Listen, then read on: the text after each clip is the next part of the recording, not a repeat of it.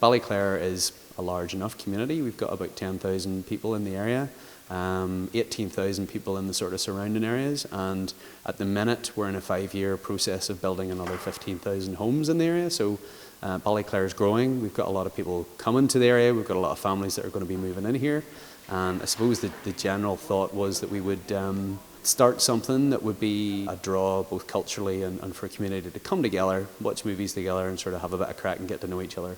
And I know personally I've got to know a lot more people just through being in Ballyclare and the cinema sort of rolling along. You always have to go out of your town in order to get any kind of entertainment value like that, or any kind of arts value. You have to drive out, and just the same the way we have all our local shops kind of all close by. Like, it's one of those unique towns where you can walk to everything still. There isn't an out of centre place where you have to drive to your Tesco and stuff. Everything's right there in the town. So I think that's one of the things that we're missing, and I'm excited to bring the arts right into it.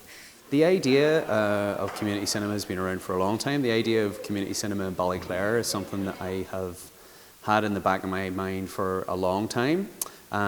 We knew about the two existing cinemas in Ballyclare, both called the Rio. There was also another cinema just out the road at Coggery. And there's a bit of history in Ballyclare. There's some cinematic trends that have been here. And we felt, it was about time we brought something back to Ballyclare. So I had started by setting up a Facebook page, and then I was contacted by a guy called Robin.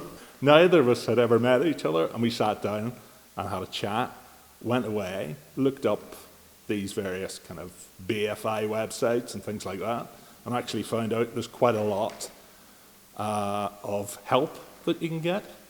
And after a couple more of these meetings, we just sat there and thought, hell, we're going to have to do this. This actual hall that we're standing in is a little bit famous apparently in terms of historical, it's got a sprung floor. People used to come from literally all over the country and from the south of Ireland to come to this hall and dance.